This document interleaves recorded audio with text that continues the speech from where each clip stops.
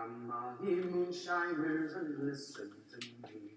When you hear my sad story with me, you'll agree. Molasses and yeast the stuff that you buy, and a little brown sugar thrown in on the sky. You mix it all up and you put it away. The next thing you know, you were starting to pray. The Mounties don't get you, and sure if they do, we'll put a halt to your making homebrew.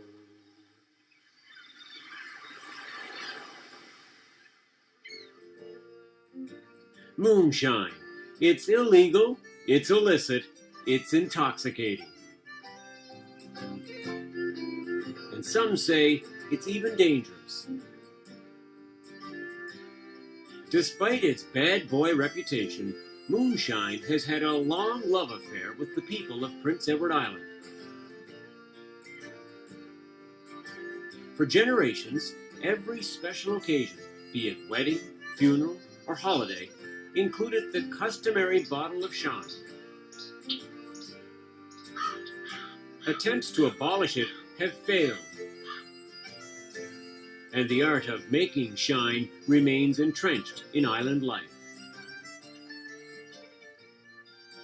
Just coming into the suburbs of Surrey, I guess you should say, and it was a good way to enter the town. Jim McDonald knows a thing or two about moonshine.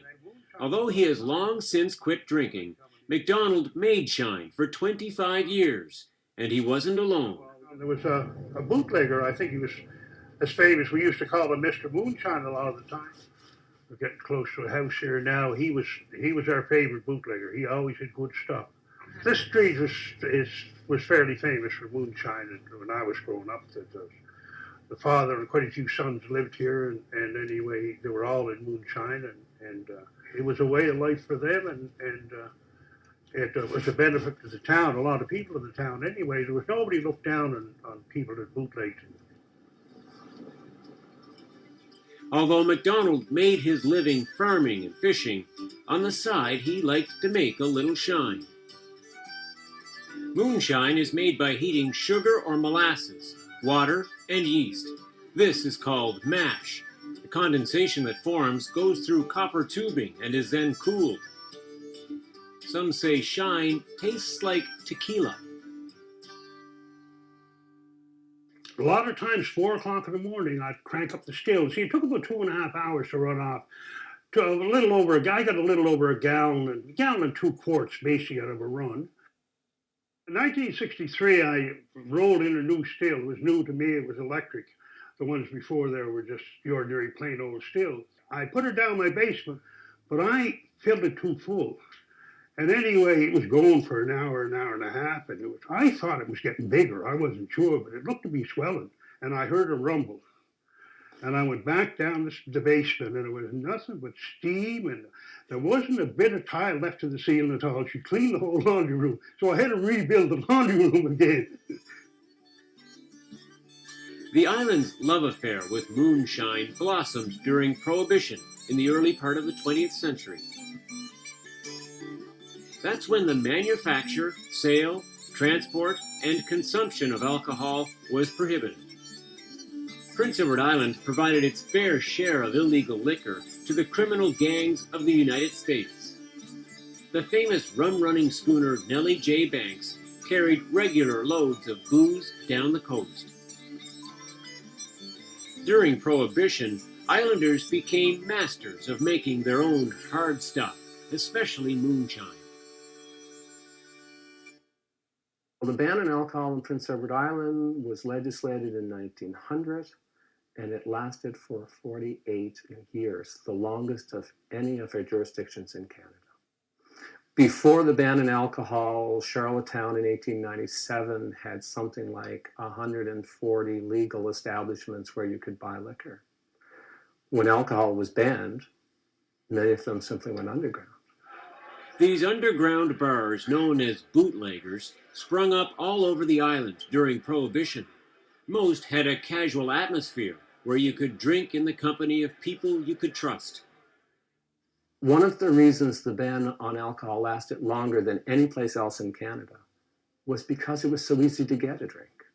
After the legalization of liquor, bootleggers continued to exist, partly because they had become part of a culture and they did a thriving business. Some of them sold shine. John Hackett's father made and sold shine in western Prince Edward Island just after the First World War. Hackett has fond memories of making hot punches from his father's shine. I put so much shine, about half a glass or a little less maybe, and a half a spoonful of sugar, and then fill it up with hot or boiling water. Stir it up, and so it cool down. Start sipping on her, and yeah, and the edges start coming, and you start getting this floating feeling. Yeah, it was great. Not all of Hackett's memories are pleasant. One night the Mounties hid in the woods and waited for his father to arrive at his still. We got the gallon of shine as well, and they nabbed him, put him in jail. 9 months. A long while. They kept on making it. Yeah. Didn't deter them any. Each region of PEI prides itself on making the best shine. This book was printed in the family reunion we had back in '85. So J. Kenny's shine recipe goes back to the 1800s and is carefully recorded in the family cookbook. The recipe is molasses and yeast cake and sugar and water. Kenny's recipe says the windows must be covered before starting a batch. Put equipment and blankets all tacked over the window to show that nobody was home.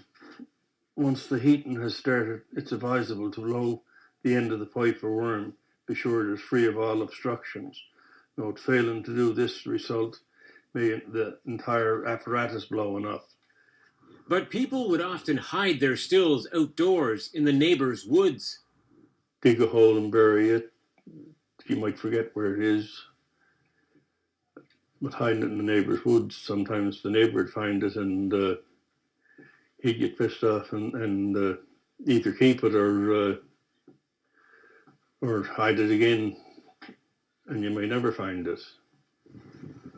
I do recall a story from my father, who had a relative who was home from the States, and he took him over to visit a neighbor. And the neighbor insisted on showing them the furnace in the basement. He had like a new furnace. And this guy couldn't understand. He was going to my father, I don't want to see this furnace. I don't want to go down to the basement. And my father said, go to the basement. Because, of course, that's where the shine was hidden. Because in most households, shine was not something that you necessarily drank in the open in the kitchen. Some places you did. Some households felt it was somehow not quite respectable. And so the shine was always hidden someplace nearby, perhaps because it was illegal. In the basement, very often in the barn. In the rural areas of PEI and that kind of culture, people would want to take you out to the barn to show you their stock. And it was just an excuse to get out in the barn where the liquor was hidden. When we return, the dangers of shine.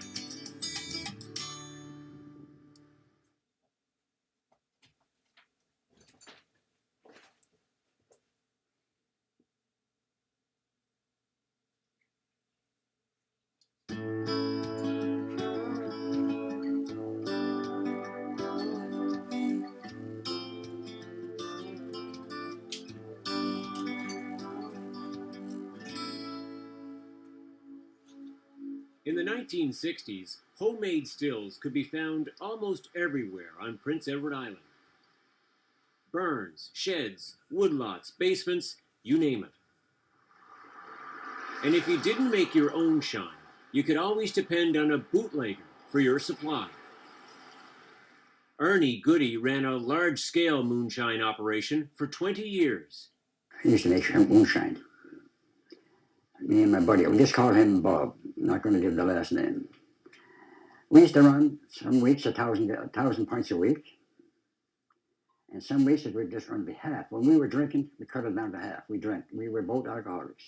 Went off to the island. Somebody went on to Charlottetown, and we drank a whole lot of it. Had a lot of friends, very lot of friends here. So we get a 90 gallons puncheon, they call it, of molasses. You tried to roll that a quarter of a mile, but we had two guys that we could trust that wouldn't go in and steal the beer, which we always get them a little bit of shine, and they helped us. Like most moonshiners, Goody had some very close calls with the law. One morning I came into ignition at 6 o'clock. I had 400 pints of shine in the back seat of my car, and I covered over with a, oh my God, look ahead, there's the Mountie scar, parked ahead. What am I going to do now? And the only thing you can do is go in there. The place is open for coffee, get a coffee and let on. I've never seen them in running. When I came out, they were gone. That's a lucky break. Got caught once. But I didn't have to get caught. I could have ran away. I did a Red Riding Hood, but I couldn't see my buddy. He was caught before. So I said, I'll go back, take the blame, and let him go. It charged the two of us. At that time, it wasn't bad because a $500 fine was just 1 weekend of work. Goody doesn't drink anymore, but he keeps a special memento which he hangs on to for sentimental reasons. This shine is about 39 years old. I'll tell you how I only found it 27 years ago, but we and my buddy had buried this shine in an aluminum box, and we looked everywhere, so they were fine because we were both drunk and we hid it. So I thought, metal detector, I must be, just for fun, I found it. So there was 11 years this guy was dead, and it's 27 years since I got it. So it's old shine. I'm putting to cry sometimes. I want to drink it. Oh, I'm not. I'll keep it. Keeps me from drinking. Some islanders argue over which type is better, the one made with molasses or the one made with sugar. It's good to drink sugar shine, but it'll make you shake. If you drink any other time, it'll shake the house right off of the foundation. But the other stuff, you shake too, but not as bad. Goody's advice: to test the purity of your shine, put some on a spoon and light a match to it. A blue flame means the shine is safe. Can you see it, Don? Even well-made shine can have devastating effects on some people. And I went down Skid Row. Because I was taking down hard, I got to quit. I lost my family now. I got to see what I... So I went up there down Skid Row. I was there for a day and a half down there. You never believe the people I met down there. The smart people down there. Doctors, lawyers, can't make it back. Everybody wonders why I made it back, or the way I drank. Jim McDonald knows from experience the dangers of moonshine. It just about took my life. It drove me down as far, bowels, pancreas, kidneys, eyes, the whole thing. I had less than 40 days to live. I enjoy life today. I've been through a lot. And I enjoy it, and I appreciate it, and I respect it. But I think for alcohol of any sort, you have to have a degree of respect. Moonshine's reputation for being dangerous comes from its potency. It has a higher alcohol content than most other liquors, and there's the possibility of a lack of quality control over the process. We used to burn our stills and burn the coils, so there was no poison. Nobody ever got poisoned after hours, 20 years. When moonshine is sold, the government misses out on tax revenue that it collects on legally distilled liquor. When we execute a search warrant on a residence for a moonshine still, we would be looking for a container that would contain mash. We would be looking for what's called a coil, which is normally copper tubing that would be in a coil that would look like a spring coil. The stills that I've been involved in have ranged from converted beer kegs to homemade stainless steel containers. I've been involved in seizing stills where they used small propane camp stoves or larger propane burners with a large propane tank. The people who are responsible for making the shine have been older, have been quite experienced, and know what they're doing. But people are very tight-lipped about where they might be and who might be running them. I think there is something to be said for the attraction of the forbidden fruit or the small act of defiance. Moonshine is not the recourse of the hopeless alcoholic. Alcoholism is and has been a problem in Prince Edward Island. But the attraction of illegal alcohol may have something to do with a collective identity on Prince Edward Island, the smallest of the provinces in Canada, very little influence on the national stage, very reliant on transfer payments from Ottawa, so, the kindness of Ottawa.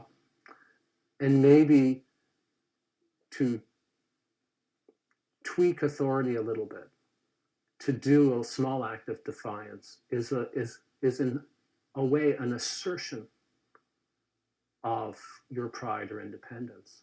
Come all ye moonshiners and listen to me. When you hear my sad story with me, you'll agree. Molasses and yeast cake, the stuff that you buy, and a lick of brown sugar thrown in on the side.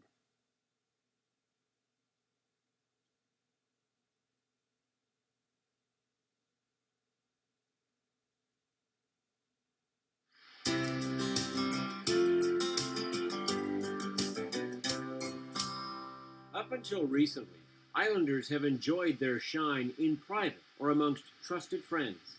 That was until a local distillery was granted a license to make moonshine legally. Shine lovers can finally enjoy their favorite drink out in the open. Ken Mill, along with a few business partners, embarked on a venture to make legal shine. Because on Prince Edward Island, it's been illegal for so long. It's been held to quiet groups of people that know who's making shine and who's not, and it's still seen to be forbidden. As I drive around, and we have what we call the shine bug, and then on the back of it, it says the home of shine. Yep, PEI Moonshine. We've been doing it now for 3 years, and I still, at least once a month, have someone come up to me and say, "What are you thinking? Like, you can't be driving around with that on your car. Moonshine's illegal." We do small, handcrafted batches of moonshines, gins, vodkas, and rums. The shine we decided to make had to be something that was palatable to everyone on PEI. Right now, we're making 2 types of shine. One is called straight shine. Then we also make what's called lightning. We'll take that first run of straight shine and put it in the still a second time and run it through. And what that does, it gets rid of some of that rawness and gives us a nice, smooth shine with a slight hint of the caramel, as you would want from the Eastern style shines. It's bottled at 75%. We use a combination of molasses and cane sugar. They're then mixed together. Yeast is added into large fermentation tanks. The big thing between what people are doing at home and what they're doing here is what we say is it's the consistency on the cuts. So we're taking out every bit of our methanol, so that's reducing that hotness that a bottle of homemade shine will have, and we're reducing what's the tails or the long chain alcohols, and that's the part that gives you the shake. Angie's one of the partners in the business here. She's our main distiller. We all started out with everyone having a little bit of time at the still and doing what we wanted. And she turned out to have the best nose. She also has the ability to tell when to make that cut so that that bottle of shine will taste traditional and not taste awful. Guys that used to make the shine, they're just amazed by the size of the still, the amount of room out there, and it's just, oh, what I could have done with that. If sales are any indication, straight shine is popular with locals. It has also become a bit of a novelty for visitors, hoping to take home a little bit of island culture. As one customer aptly put it, this stuff is good enough to be sold out of the trunk of a car in a mason jar. Not everyone appreciates the new product. The biggest demand around the east end of the island here is for empty bottles. I mean, they're precious. So you get a bunch of shine put on them bottles. Who's going to prove it? Given the tumultuous relationship Islanders have with shine, asking to see someone still can be risky. With a guarantee of anonymity, one bold Islander agreed. Got your standard half-size water heater with a 3,000 watt element in it, and it's very easy to use, nice and clean, easy to clean when you're finished, and it's just wired to 110, so we're just plugging it into your regular household plug. Our coil here, it's actually packed with stainless steel wool bushing for the for the alcohol vapor to run through, and once it's cold, of course, liquefies and runs back down.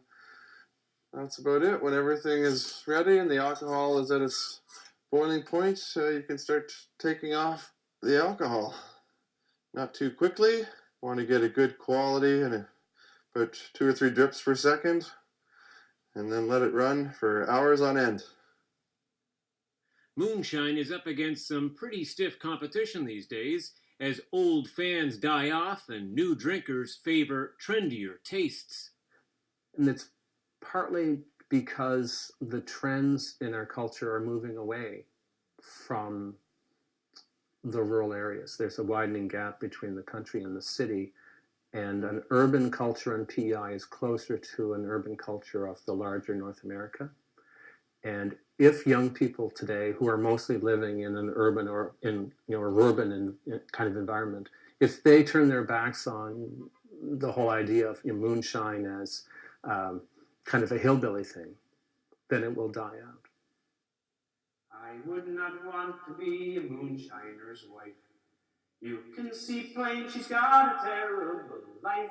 When you're out making moonshine, she knows where you'll be.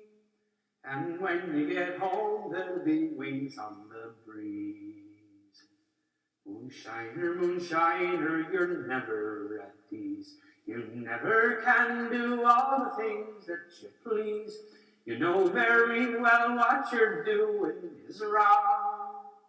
And that is the reason I've written this song. Come all ye moonshiners and listen to me.